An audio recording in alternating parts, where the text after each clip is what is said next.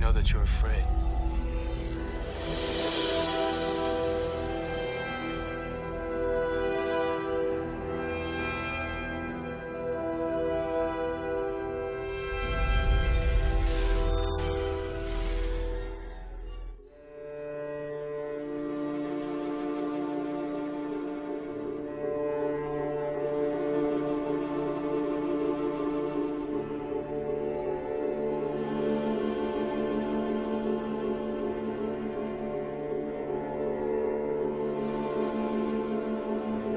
If you've ever seen The Truman Show, you can see how it's a lot like waking up to this fake reality that we find ourselves living in. News stories are completely fabricated and are crafted to instill fear into the population and divide the people along with religion and politics.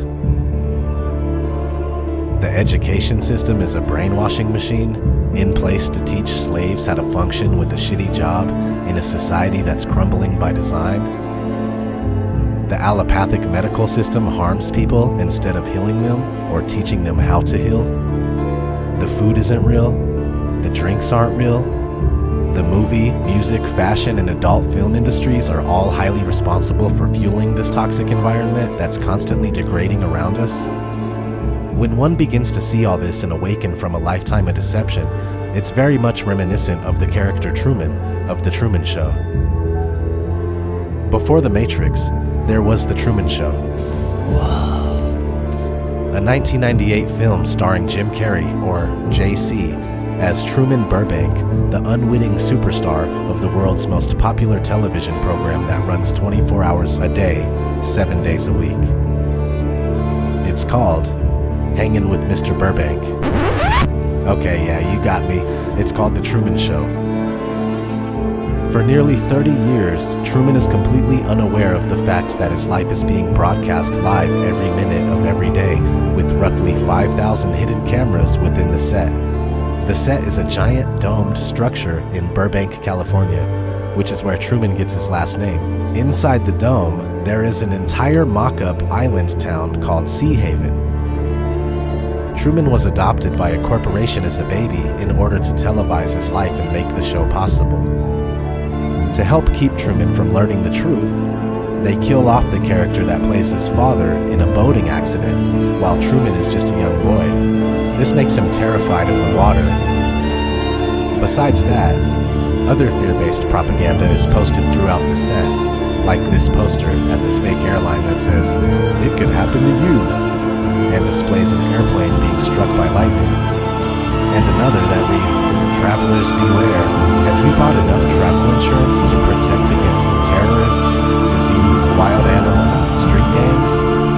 In fact, all the press within the domed set works to keep Truman complacent. There is a scene where Truman is making a phone call to try and track down a woman that he believes moved to Fiji. Right when he does this, a coworker pops up and reveals a fresh newspaper where the headline reads, "The best place on Earth, Sea Haven, voted planet's top town," just before flashing a Masonic hand gesture.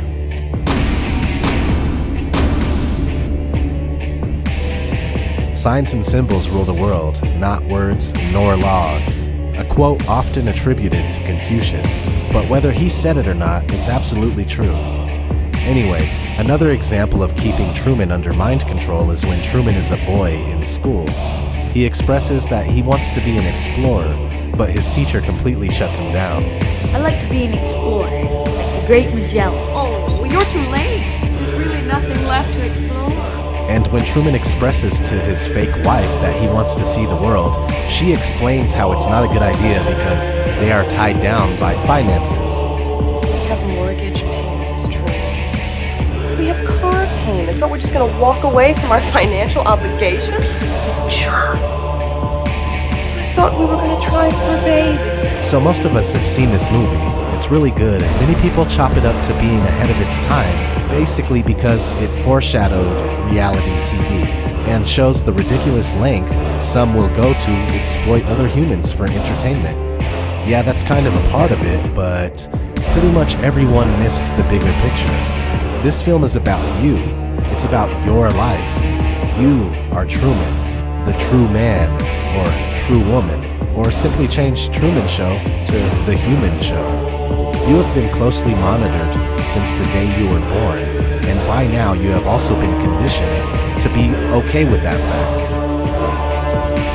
You go through their schooling and you're taught only what they want you to know. With this amazing knowledge, you become a paycheck-earning member of the workforce and begin making make-believe money so you can feed it back into the system, creating a perpetual cycle where you are always enslaved by the debts you owe.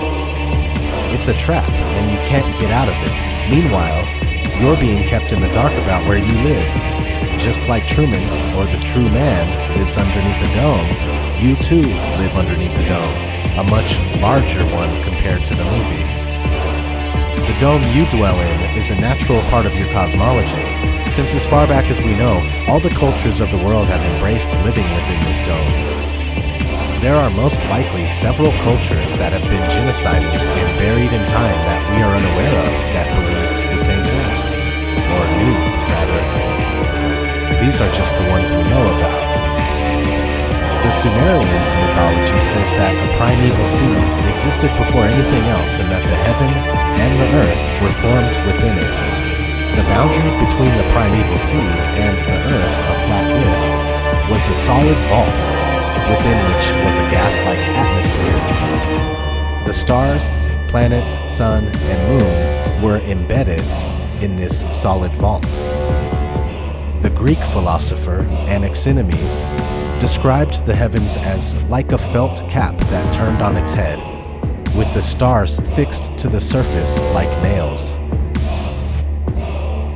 Flavius Josephus wrote about the earth being surrounded by a crystalline firmament.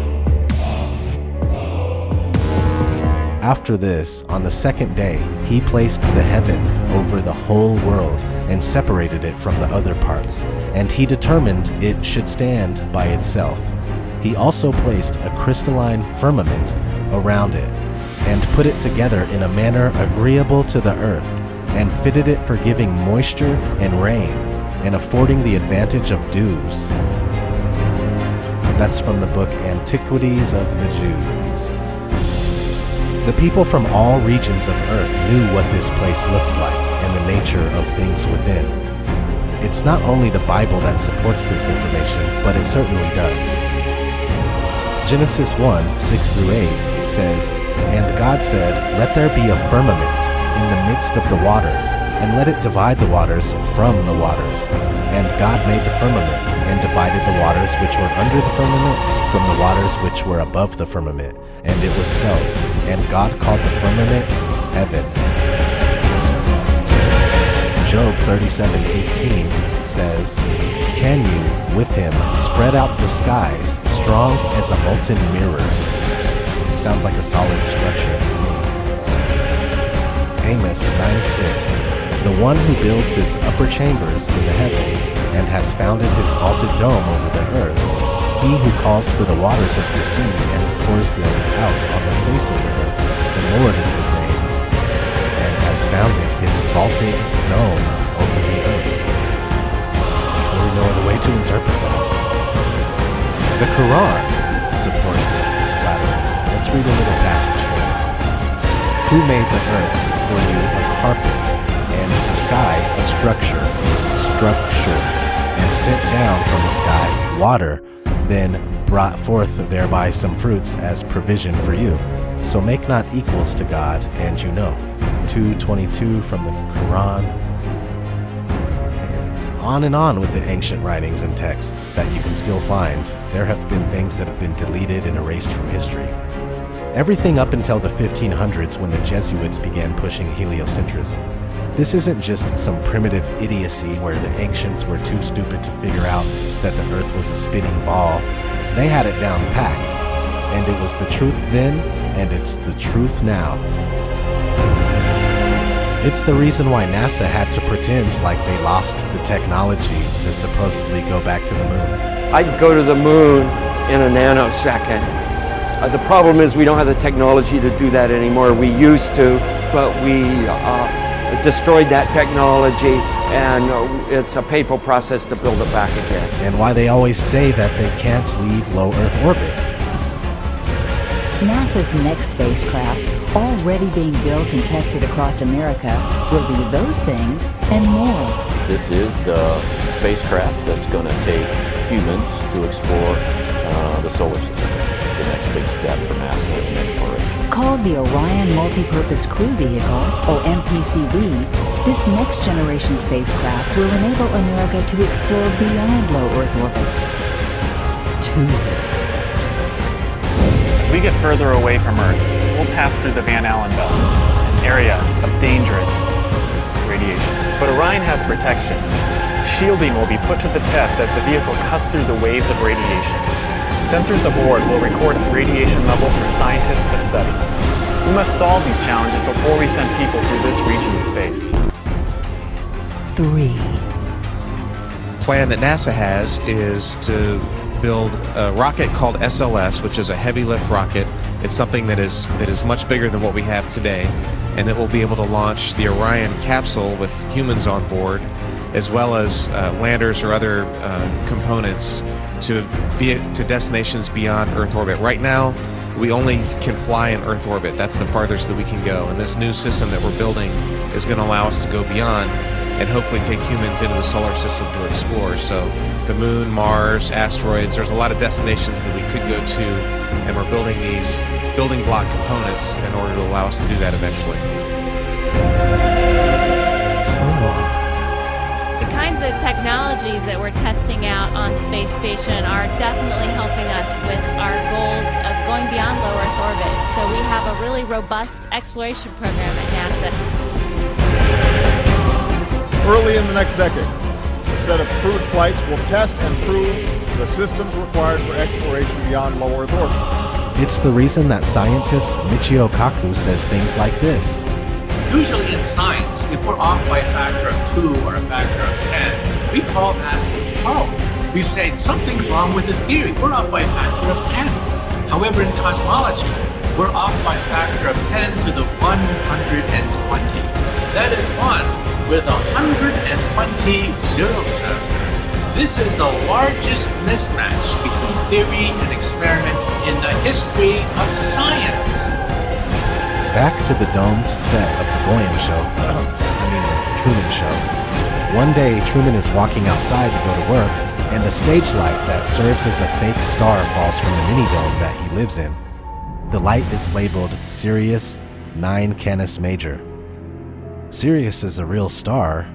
It's a binary star, known as the dog star and the brightest star in the night sky. This was a very important luminary to the ancients, and to this day remains a very significant, if not the most significant star to Freemasonry and the occult in general. In a book called Morals and Dogma, 33rd degree Freemason Albert Pike wrote, "The blazing star in our lodges, we have already said, represents Sirius." So when you see this, Sirius. This, Sirius. This, Sirius. A Masonic tracing board, Sirius. And look at this. Here on the left pillar we have the sun. On the right pillar we have the moon, encircled by the 7 planets of the ancients. And in the middle here, there is a stairway to Sirius. It's on the back of the dollar bill, blazing behind the all-seeing eye. And yeah, obviously it's very important esoterically.